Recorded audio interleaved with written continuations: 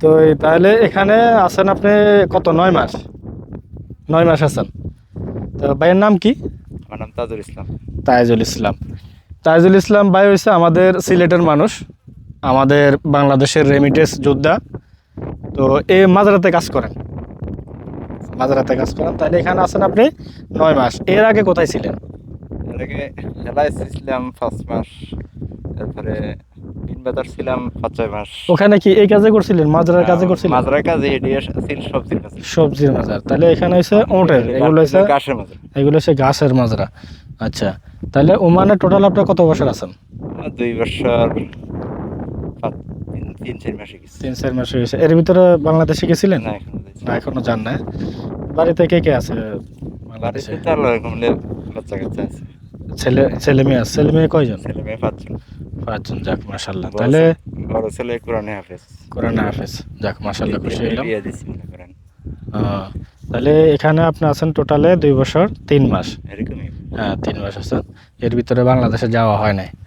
তো এখানে আপনাদের চলাফেরাতে কোনো সমস্যা হয়? না কোনো সমস্যা খাবার দাবার, না, না কোনো সমস্যা না। ফল জাতীয় ফ্রুট জাতীয় কোনো কিছু খাবার পান এখানে?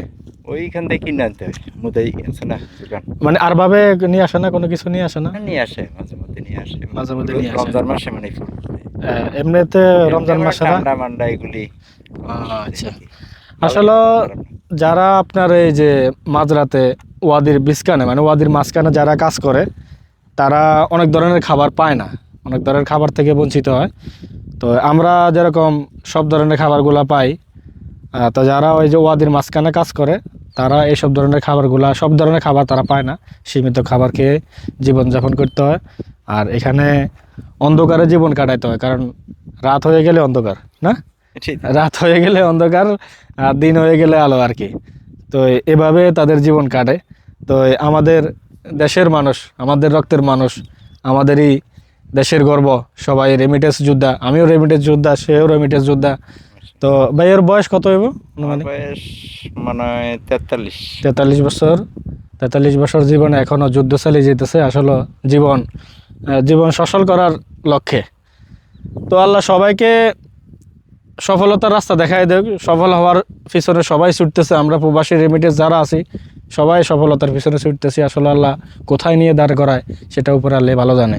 তো ভাইয়ের সাথে মিলে খুব ভালো লাগলো, কথা বললাম অনেক। রুমে চাটা খাই না, রুমে যাবো না এখন, এখান থেকে এখান থেকে যাওয়ার বাইরে রাস্তা আছে না? এখান থেকে এবার রাস্তা হলো ওইখানে দিয়ে বাড়িতে পারবে। ওই যে জিসিবি দেখা যেতেছে, জিসিবি যাইতেছে না, হ্যাঁ ওই দিক দিয়ে বাড়ি আবার রাস্তায় ঘুরতে। আচ্ছা, তাহলে ঠিক আছে, সমস্যা নাই। ওই দিক দিয়ে যদি হয় মানে, আর যদি এই রাস্তা এদিকে উঠতেছেন তাইলে ওই দিক দিয়ে মানে যেখান দিয়ে আইসি ওখান দিয়ে মানে।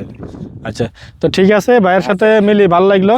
আর একটু বুক মিলান, কারণ দেশের মানুষ কাছে পাইলে খুব ভালো লাগে। এটা সবচেয়ে বড় কথা। এখানে প্রবাসে আমগো আপন বলতে কেউ নাই, আমরা আমাদের আপন, এটাই ভাবছি। আমরা সবাই আপন। দুঃখে সুখে সবাই একজন একজনের পাশে থাকা দরকার, কিন্তু সবাই ব্যস্ততা, সবাই সবার কাজে বিজি, সবাই সবার কাজে ব্যস্ততা। তো ঠিক আছে, ভালো থাকবেন, আল্লাহ হাফেজ। হ্যাঁ, দোয়া করবেন, আমিও দোয়া করি আল্লাহ যেন সবসময় ভালো রাখে। ওকে।